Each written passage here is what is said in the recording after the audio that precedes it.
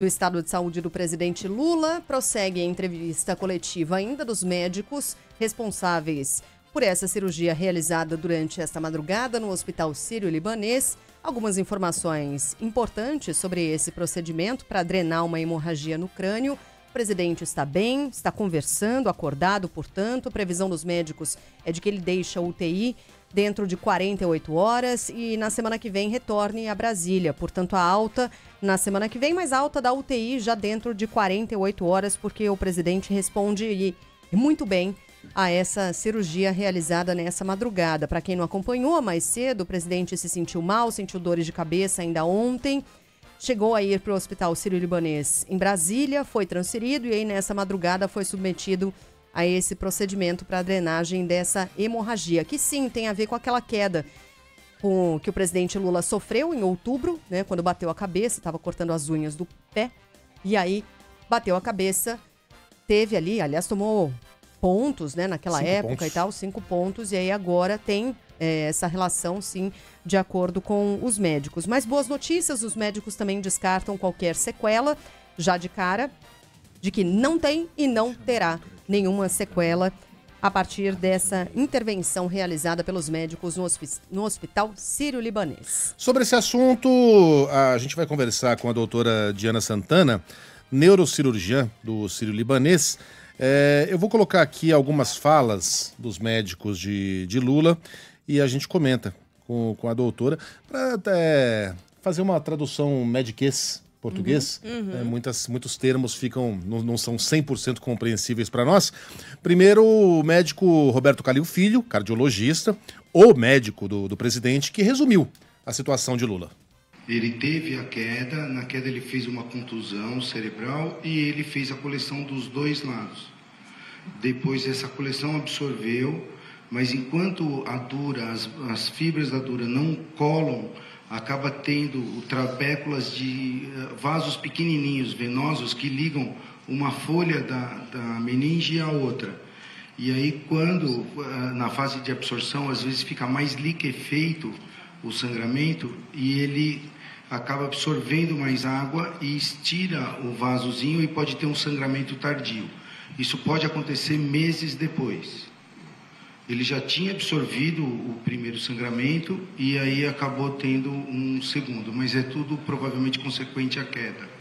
O presidente, logo depois do almoço, começou com um quadro de uma dor de cabeça, uma cefaleia, um mal-estar, e nós entramos em contato. A doutora Ana estava com o presidente e foi indicado a realização de alguns exames de rotina que já estava previsto. Então, vamos aproveitar, faz uma tomografia.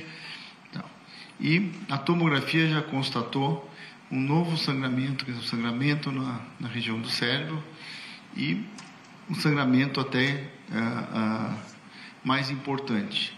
Foi submetido a uma ressonância magnética que comprovou o sangramento e discutido com a equipe médica, com o Dr. Rogério Tuma, Dr. Suzuki, Dr. Marcos Stave, se optou pelo procedimento cirúrgico. Então, durante a noite, o presidente foi transferido para o Hospital Sírio-Libanês, aqui nessa unidade, foi submetido a uma cirurgia para drenagem do hematoma do sangramento do cérebro. O presidente evoluiu bem, já chegou da cirurgia praticamente acordado, foi estubado, encontra-se agora estável, conversando normalmente, se alimentando e deverá ficar em observação aí nos próximos dias. Bom, outras frases importantes do Dr. Calil: Lula não teve nenhuma lesão no cérebro, não tem e não terá nenhuma sequela e o risco é zero no que diz respeito a algo mais sério decorrente dessa cirurgia dessa madrugada. Doutora, a fala dos médicos parece tranquilizadora, né? A senhora que consegue se aprofundar muito mais também teve essa impressão? Sim, com certeza. A gente conversou um pouquinho mais cedo, não foi? E eu expliquei sobre como se dá esse tipo de sangramento. Normalmente, o paciente que tem algum tipo de traumatismo, ele caiu, tem aquele movimento de aceleração e desaceleração do crânio. Esses vasinhos, né, que o próprio Dr. Calil explicou, eles são esses vasos em ponte, que essa membrana que reveste o cérebro e o cérebro. Então, em geral, esses sangramentos eles não acontecem dentro do parênquima cerebral, é entre o cérebro e essa membrana. Então, a cirurgia é uma cirurgia que, apesar de delicada, é uma cirurgia que não envolve colocação de nenhum tipo de instrumental, nem nenhum tipo de acesso dentro do parênquima do cérebro. Então, é uma cirurgia que é relativamente tranquila dentro dos nossos procedimentos neurocirúrgicos e o paciente, em geral, tem uma recuperação muito boa. O risco dele ter qualquer tipo de sequela neurológica é muito pequeno, como o doutor Calil falou.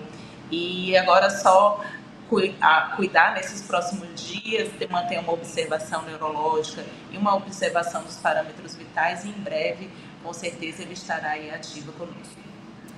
Doutora, a gente ouviu aqui um dos integrantes da equipe trazendo a diferença entre craniotomia, que era o que aparecia no primeiro boletim médico, né, o procedimento pelo qual o presidente havia passado, e trepanação, que na verdade o presidente Lula teria passado por uma trepanação.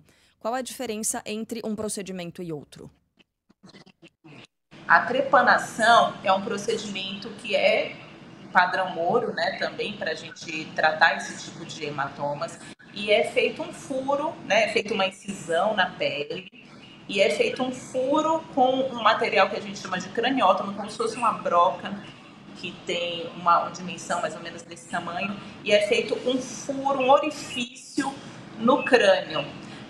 A craniotomia, ela é um procedimento que é feita uma abertura no osso do crânio um pouco maior. Então, é feito inicialmente esse orifíciozinho de trepanação e depois é colocado um outro tipo de material chamado fresa, que faz uma abertura, mais ou menos desse tamanho, uma abertura circular do osso do crânio, para posteriormente ser observado essa membrana, né, que reveste o cérebro, que é a dura mater, e após isso é feita essa abertura dural e a remoção do hematoma. Então, a diferença é que a trepanação é um furo apenas, realizado com esse instrumento chamado de broca, e a craniotomia ela é uma abertura um pouco maior. A gente tem aqui mais uma, né? Mais uma fala do cardiologista Roberto Calil, que disse que o sangramento está mesmo relacionado ao acidente doméstico que foi sofrido pelo presidente em outubro. E aí ele explica a localidade exatamente desse sangramento. Vamos ouvir.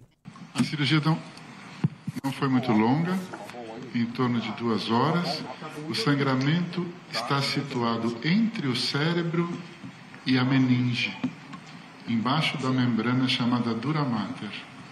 Foi um sangramento espontâneo tardio. Ele comprimiu o cérebro, ele foi removido, o cérebro está descomprimido e ele está com as funções neurológicas preservadas. Doutora, a gente sabe que o presidente da República sofreu esse ferimento ali na área próxima à nuca, né, na parte de trás da cabeça. A gente ouviu o doutor Roberto Calil falando que fica entre o crânio e a dura mater, né, uma dessas meninges. Agora, quando a pancada é na nuca, necessariamente esse hematoma aparece na nuca ou aparece em outra área do crânio? Não necessariamente esse hematoma vai acontecer na nuca. Falei esses vasos situados ao redor de todo o crânio. Então, quando acontece o impacto em uma das regiões do cérebro, o próprio mecanismo de aceleração e desaceleração pode romper esse vasinho em qualquer lugar do crânio, abaixo da dura mater. Então, pode ser que o impacto tenha sido na nuca, mas o hematoma, às vezes, ele pode se localizar na região frontal ou na região parietal, de um lado ou do outro, justamente porque esses vasos eles estão dispersos aí ao longo do crânio, em toda uma teia que vai tanto na parte da frente como na parte de trás do crânio inteiro. A gente está com um probleminha na conexão. Eu vou tentar só fazer mais uma pergunta. Se não estabilizar a conexão, daí a gente refaz, doutora. Combinado? Eu queria saber se, a partir dessa cirurgia, ficam descartadas outras possibilidades de novas hemorragias ou esse é um risco que ainda existe? Existe risco, sim. Na literatura mundial, existe um risco em torno de 20% a 30% de recorrência desse tipo de hematoma, mas é pouco provável que isso aconteça com o nosso presidente, né? Se a cirurgia foi tudo bem, foi tranquila, foi bem sucedida, ele está sendo acompanhado num excelente serviço, então existe uma possibilidade muito pequena desse hematoma retornar. Mas na literatura existe um risco em torno de 20 a 30% de necessidade de um novo procedimento cirúrgico. Tá, aí a senhora está falando do retorno desse hematoma. E o surgimento de um novo hematoma, ainda decorrente daquela queda em outubro? É baixa a probabilidade, uma vez que ele foi submetido a esse tratamento agora. Em geral, quando a gente faz a cirurgia de drenagem de hematoma, a gente instila, né, nesse espaço subdural soro fisiológico para que, numa tentativa de fazer um preenchimento da ocupação desse espaço vazio, né, que é uma das causas desse tipo de sangramento. Então, a probabilidade de ter um novo sangramento decorrente disso é mais baixa porque há um preenchimento desse espaço com o líquido durante a cirurgia. A gente já falou aqui, não é, doutora, que o presidente Lula está bem, está conversando, deve ter alta em 48 horas da UTI. Agora, ele é um homem de 79 anos de idade, é um idoso. Para os idosos, há uma atenção específica depois de cirurgias como essa? E eu, junto com a pergunta de um ouvinte, que quer saber o seguinte: caso o atendimento demorasse mais, quais seriam as sequelas, os riscos em relação da demora para o atendimento e para a realização de uma cirurgia num caso assim? Quando acontece uma demora, né, esse sangramento ele pode aumentar de volume, e aí quando ele aumenta de volume, ele vai comprimir a região do cérebro que está situado logo abaixo desse hematoma. Então, às vezes, quando o paciente abre o quadro com uma cefaleia, se esse hematoma ele evolui, ele pode causar sintomas como diminuição de força de um dos lados do corpo, diminuição da sensibilidade, pode causar alteração de fala, tudo isso a depender da localização onde está esse hematoma e do volume, né, do tamanho que ele está exercendo ali sobre o parênquima do cérebro. Pacientes idosos, em geral, eles têm realmente mais comorbidades quando comparados com pacientes mais jovens, mas estando em observação no ambiente de terapia intensiva, num hospital que tem cuidados adequados, a chance desse paciente ter alguma complicação decorrente do quadro clínico é muito pequena. Doutora, nós ouvimos aqui a nossa colunista Mônica Bergamo, que dividiu uma situação familiar em que ela disse que durante, acho que até as festas de fim de ano, um parente, já com idade avançada, também se sentiu mal, teve esse mal-estar e problemas na fala. E aí, levado ao hospital, foi constatado um hematoma depois de muito tempo da queda, que ele nem se lembrava dessa queda. Quanto tempo depois isso pode acontecer? Até anos depois? E a pessoa, né, que eventualmente, esse idoso que eventualmente sofreu essa queda, tem que estar alerta a que tipo de sinal, por exemplo, de dor de cabeça? É uma dor de cabeça comum? É uma dor de cabeça que dói mais ao toque? Bom, ela não, geralmente é raro a possibilidade de acontecer casos anos depois, já havia acontecido, mas é pouco provável. Em geral, os pacientes começam a apresentar sintomas depois de 2, 4 semanas, 2 meses, né? É pouco provável que o paciente tenha sintomas mais tardios do que isso, porque, em geral, quando esse hematoma ele atinge um volume, ele vai causar sintomatologia no paciente e o paciente vai procurar atenção médica. A dor de cabeça que acontece secundária a esse tipo de sangramento é uma dor de cabeça que ela é, em geral, no cérebro todo, ela é impressão, não é decorrente ao toque, não é aquela dor que você tem a sensibilidade no couro cabeludo. Em geral, é uma dor difusa, é uma dor que é bilateral, é uma dor que ela pode começar fraca e pode ir piorando da intensidade, e a depender dos casos, nos casos muito graves, o paciente pode até evoluir para um quadro de hipertensão intracraniana e, eventualmente, pode ter um rebaixamento do nível de consciência, mas isso é muito pouco provável, porque, em geral, o paciente ele se apresenta com essa dor e, às vezes, já vai ter um sintoma neurológico, e aí o ideal é a procura ao pronto-socorro para fazer um exame de imagem e efetuar o tratamento. Perfeito.